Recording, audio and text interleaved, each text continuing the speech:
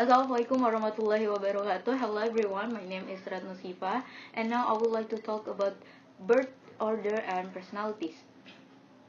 First thing first, is it true that a child's birth order can affect personalities? In 1964, Alfred Adler developed on the importance of birth order on personality's development. In his theory, he claims that although children may be born into the same household, their birth order greatly influences their psychological development. According to the Adler's birth order theory, a child may have several personality characteristics depending on their birth order. For example, the oldest child is more authoritarian and feels all-powerful due to the high expectation often set by the parents. The youngest child is treated like a spoiled baby and can never rise above the other siblings.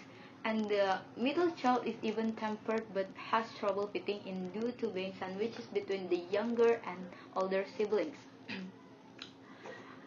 As we know, this statement about the first child tend to be more valuable. They might have type A personalities and lean towards perfectionist tendencies, probably because the first time parents act extremely by the books and devoted undivided attention to them. On the other hand, parents are more relaxed and unexperienced with younger siblings, so less born tend to have different personality traits such as being more likely to seek out fun experience. However, some younger siblings might try to live up to older siblings. They may also be more self-centered and attention-seeking. So, where does the middle child fit in? They're probably not prized like their older siblings or colored like their younger one, which may make them feel excluded or neglected. This phenomenon called middle child syndrome might also leave them without a sense of place within the family. Because I'm a middle child, so I will discuss about middle child syndrome. So we have the science behind middle child syndrome. What does the science say? Despite this belief in middle child syndrome, the science surrounding birth orders is still being explored. Researchers have tested the effect of birth order on plenty of conditions. Most of this research covers all possible birth order, including the impact of being a middle child.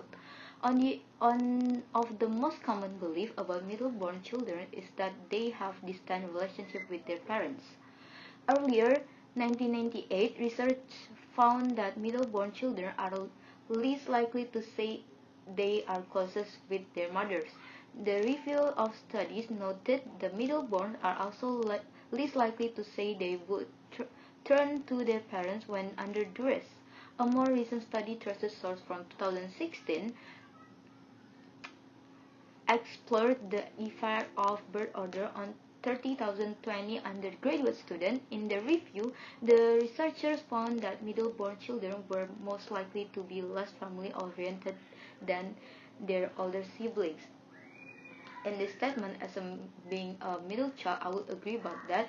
Middle-born children were most likely to be less family-oriented than their older sibling, because I have to agree that even my mom said I'm an ignorant person, and I just accept it because I realized that I'm just thinking about myself. I just minding my own business. I'm not really taking attention to others. Um, Different from my brothers, my older brothers is really taking care. He's really kind person. He's always taking care of other person. He's really family oriented. So I would agree with this statement. And next we have characteristic of middle children. How might being a middle child influence someone's personality and relationship?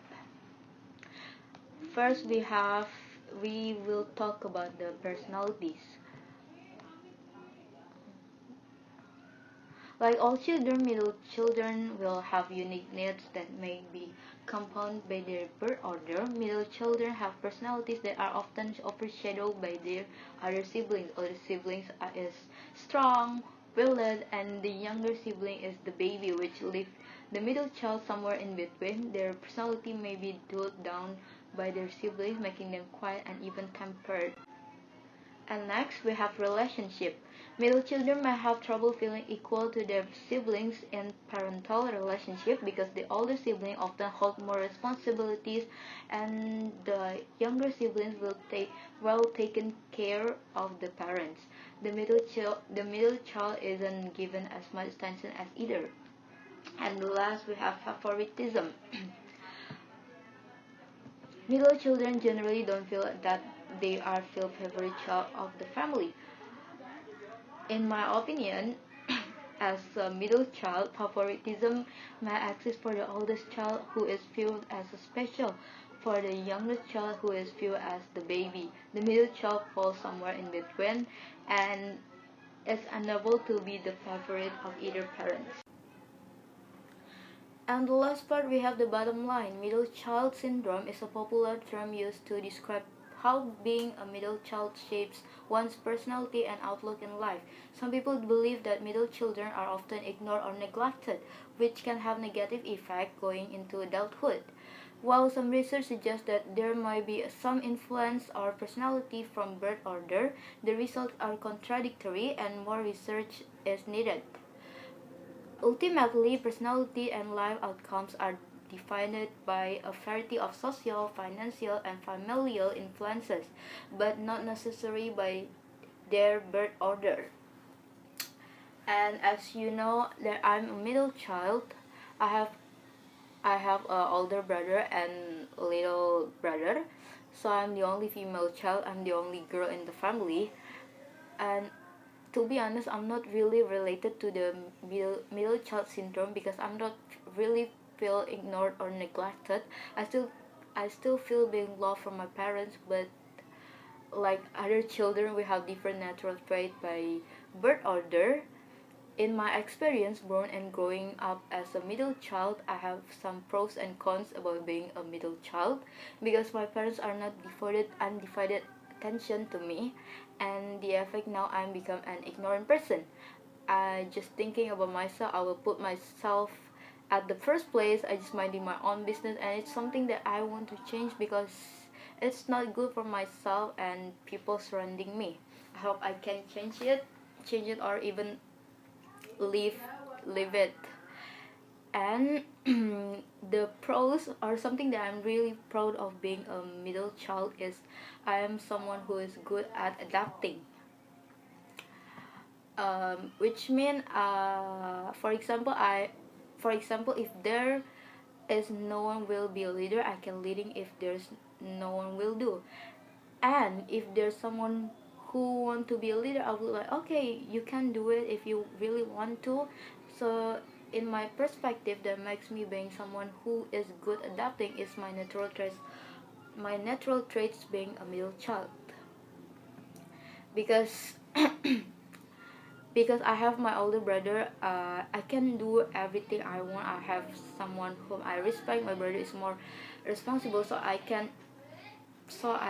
can do whatever I want. I can I need to well behave, but I can take control about everything. But I'm not a baby too who rely on someone. That's what makes me able to lead something, but not full of ambitions. That's what make me an adaptable person. So that's it for the middle child syndrome from middle child perspective. So I'm not really related about middle child syndrome because I'm not feel ignored or neglected, but there's something I can realize that, oh, there is something my habit it's become because of my birth order. So that's it for my presentation. Hope you enjoy it. Um hope you just enjoy it, and see you soon. Bye. Thank you so much. Wassalamualaikum warahmatullahi wabarakatuh.